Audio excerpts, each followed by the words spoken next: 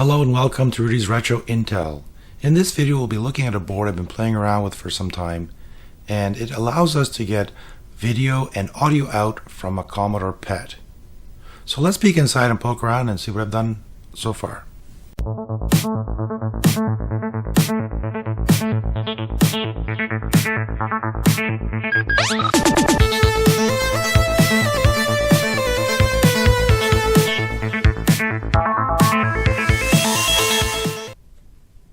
For the inspiration of the board, I found this book called The Pet Revealed by Nick Hampshire Publications, and the first edition was in 1979. The second one, which is this one, was in 1980. And from the book, it's actually an excellent book. You should take a look at it if you're really into the pet stuff. He provided a diagram in here on creating a video output circuit. The board uses the 4011 and the 4066 chips. A variable resistor for the horizontal. There's a signal here for the video, and vertical comes in here, and the output is here. Now the waveforms are also provided here if you want to check it out with your scope. Fairly simplistic diagram. It's actually quite nice, quite elegant. I had to make some changes with some of the values. Specifically, I had to, this capacitor was not listed, so I had to play around, figure out the capacitor I was going to use for that. And I also then added to the board as you know, the audio, and I also added the user joystick port, which still needs testing. So let's take a look at the board and see what I've done so far. So here's my newest version of the board. I've again put the connectors on here so that's easier to plug in and take out when needed. I don't have to worry about soldering this connector on every board to test. I can just test it like this and plug it in, and off we go. So here's the latest version of the board. This board has been renamed. I'm calling it the Pet Companion. Again, it's the same basic diagram from the book, the Pet Revealed book. I've just added ports for connections here for a joystick. I've also made it so it's easier to use with these connectors when you are plugging in your audio and video. Just plug it in and you're done. And the same thing with the audio, easier to remove and to work with. Now the board has these two standoffs because the board actually sits flat like that on the desk. It plugs in this way. The reason why the chips are on the bottom is because when I was designing the system, I messed it up and put the components on the opposite side of the board. Now, does that matter? Do these chips overheat? Does it matter if it's facing this way? No, they barely get warm at all, so it doesn't really matter. And for my purposes, I don't care because I'm not looking at the board. Initially, when I was designing it, I thought I could make the board so that it sits this way. I would make an adapter that would fit, and then the board would click in this way so that you can have the board plugged into your pet here, have a pass-through for something else, and then have the board facing this way so it's facing behind the pet with the chips pointing outwards. But then I thought, well, no, let's just make it this way and that's it. So there's no pass-through. When I'm using this for doing repairs, I don't need a pass-through. I don't have any need for that. The purpose of this was twofold. One is to have audio out, which is great on the 2001 PET because it has no speaker built in. And number two, I want to get video out. I do not want to be powering on and off the PET with the monitor attached and adding high voltages to the CRT every time you're turning it on and off. It just adds more wear and tear to the CRT and the high voltage circuits in the monitor itself. So in order to save the tube and the components, this is great. I can just plug this in, disconnect the internal cable for the monitor, and just use a regular monitor or television to get video. The other good thing with this is that when you plug it in and If you're not getting a video, then you know something wrong with the board. Well, if you're getting video or not, something wrong with the board. However, if you turn your PET on and there's no video, well, is the problem on the main board or is it a problem on the monitor itself? So by doing this, you can eliminate the monitor side of things. If you are getting a picture with this plugged in, but not when you plug the monitor in, that means there's either a problem with the analog board or the CRT itself. So let's plug this in and I'll show you a quick demo of how this all works and go from there.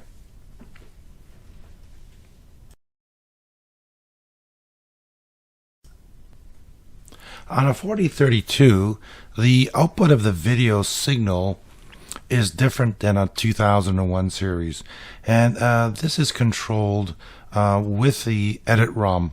So if you plug the board into a 4032, you won't get video out. So a great guy named Stephen Gray has developed replacement ROMs, which I've burned here. I've burned a couple here.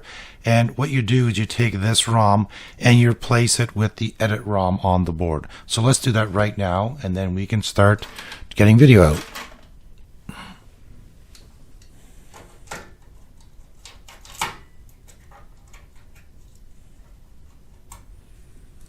So I take out this chip here. And this you wouldn't leave in, because if you plug the monitor back in, then it will no longer work. You'd have to put the original one back in. So this is great, again, that we can do this, but it's for diagnostics only.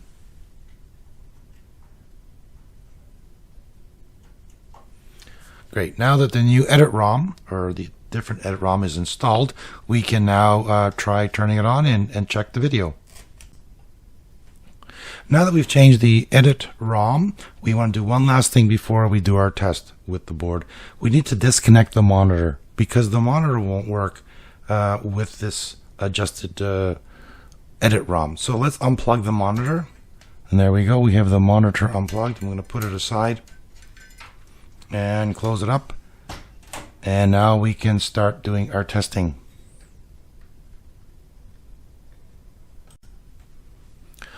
On the back of the PET of the 4032, actually it's the same on all the PETs, I believe, all the PETs, the 2001, the 4000 series, the 8000 series, the CBM ones that are sold in Europe. I'm not sure, I haven't seen the back of those, but these are all the same. So basically you have here is the, we'll start from here, this is your switch, your fuse, your AC power, this is the IEEE port. I put labels so I don't forget. The user port here and the tape port. So how does this plug in? So we're going to plug this one in right now. This goes into the user port, and this is up. I put a label here to remind me that it's facing upwards. So this just plugs in there like that. And the tape also has the word up on it, so I know that this plugs in this way, because if not, then you don't get the +5 voltage from the unit itself. So that plugs in like that. And on the, let's get the cable here, and I'll plug that in for the audio and video so you can see and hear. Actually, let's plug these in, because there's a different cable, but this one will work just fine.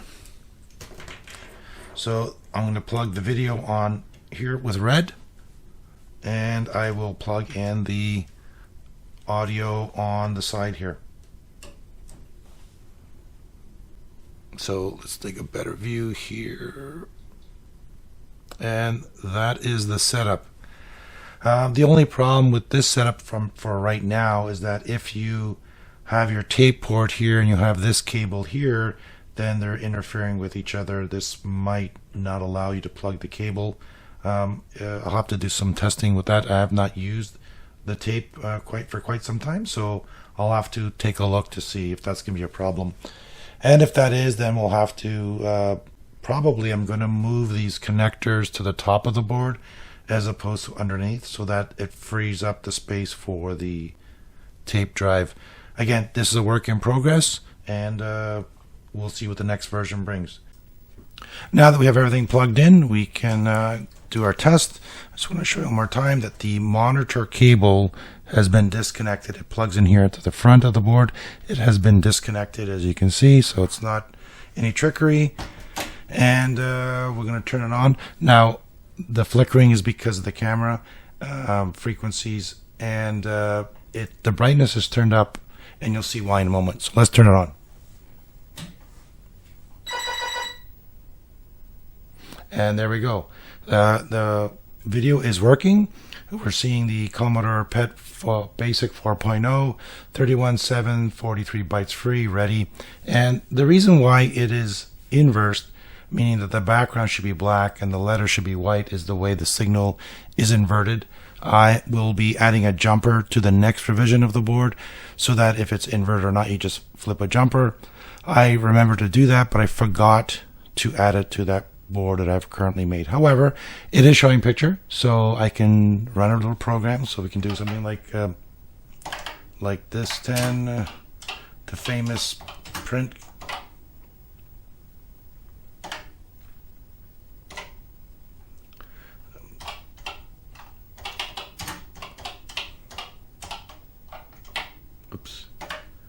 Oops, can't type. World and 20, go to 10.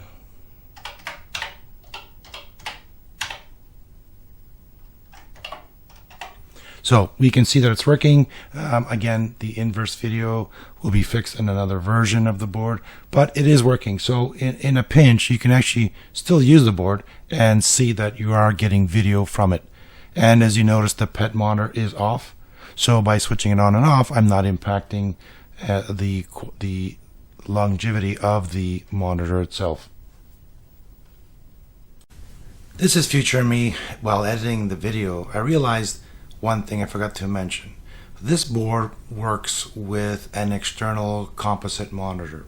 If you're plugging it into an an adapter that converts composite HDMI or video capture card, the signal isn't quite strong enough, and therefore needs an amplifier. So in hopefully the next revision, I'll be adding an amplifier, probably adding the tiny comp. Look for my video here, whatever it's showing up, or in the description as to the tiny comp, how I use that to change an RF to composite mod for some computers. So I'll be adding it to the board to ensure that this output of the signal is nice and clear and strong enough that the video capture cards can provide to get you a better signal. And that's it. So let's go back to the video.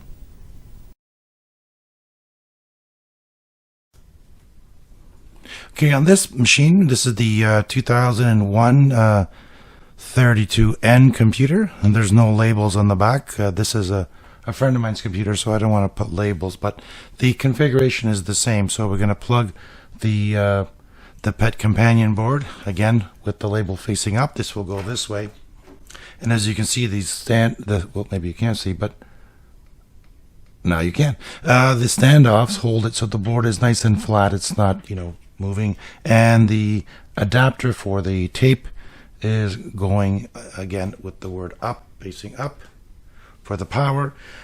We connect audio and video, so this is the video.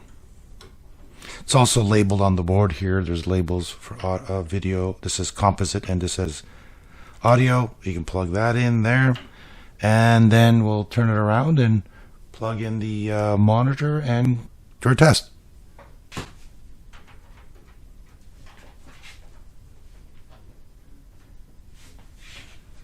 Okay, let's turn the monitor on. And the PET, we will now turn on the PET. Now, this PET here, there's no edit ROM required, change required, and you can unplug the monitor if you want, or you can leave it in. So let's try turning this on. We'll turn the brightness down, the contrast. There we go. And let's turn on the PET.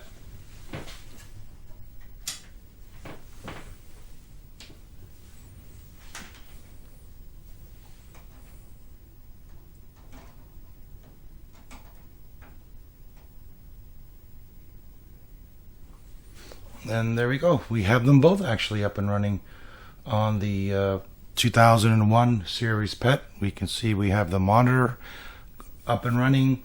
The video is quite clear. You're probably not seeing it too well on the camera, but here it's actually quite clear. Commodore PET Basic 4.0, 31743 bytes free, and it's ready. If you turn up the brightness on this, you're going to see, maybe you can't really see it, but let me see if I can adjust it. There we go. There's a line that comes down through here, and oops, let me turn that down a bit. Turn that up so you don't really see the line. Now, the distance between the edge, let me put that over there a bit, between the edge and the characters is a little off. This whole piece is shifted off a bit to the right. It's still showing everything properly, it's just shifted, and on the actual PET monitor it's not shifted. So this is an artifact of the edit ROM for this, and yes, it is off, but it doesn't impact your diagnostics of the PET board to see if the video portion is working.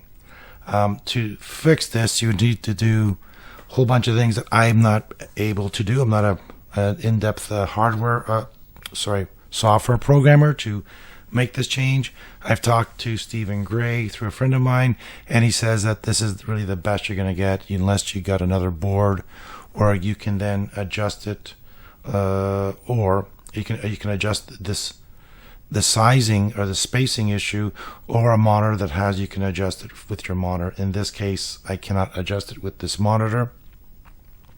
However, like I said, it's great for diagnostics. So let me run a little program here with the famous Hello World again.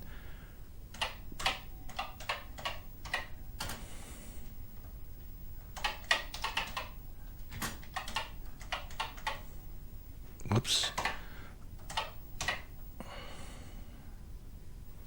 It's out of space.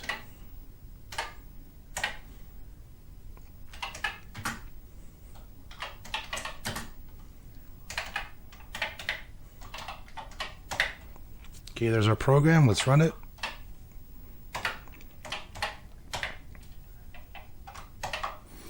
Now, as you can see, here the letter, well, I'm not sure if you can see it, but let me see if I can zoom here a bit better.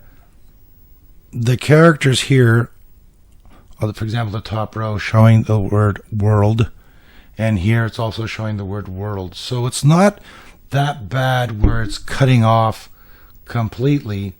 The video itself is actually quite good. It's quite clear on here. It's also quite clear on the PET, but it's a bigger screen. So for, like I said, for diagnostic purposes, this will work just fine. And that was my goal with getting a board together. Now, when you're not using the PET, not using the external monitor, you can leave it unplugged and just have this with audio out and a joystick port. So let's try running the Space Invaders program, or another game that will have sound, that we can show you how the sound is actually coming out of here, because on here there's no speaker.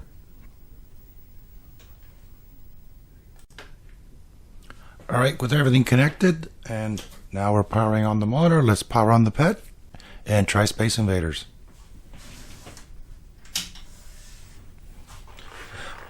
Notice how the monitor, actually the external monitor, comes up faster than the PET monitor because the tube's got to warm up, whereas this one's been on and it's already warmed up, so it doesn't require the delay. Anyways, let's take a look. So here's the catalog. We can see what's on the disc, and let's deload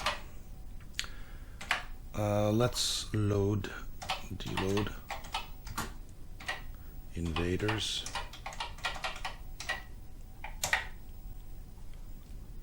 Okay, and let's run it.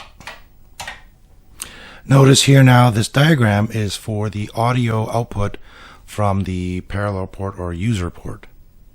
This is what I've integrated into my board.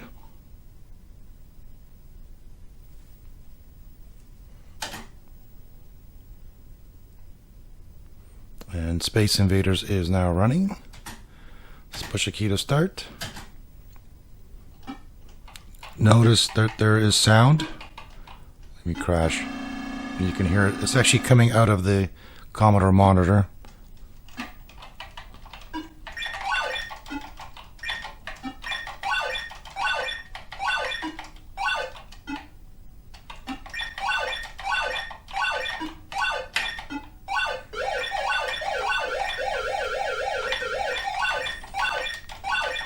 Well, that's it for this episode. Thanks for coming by and take a look at my prototype board, and be sure to watch for future videos on the next revision of this board. Hopefully you like this video and you'll give it a thumbs up. Love to hear what you think about it, so please put a comment in. And thank you so much for all my current subscribers and viewers like yourself. You really helped grow this channel, and I really, really appreciate it. Thanks so much. Take care and have a great day.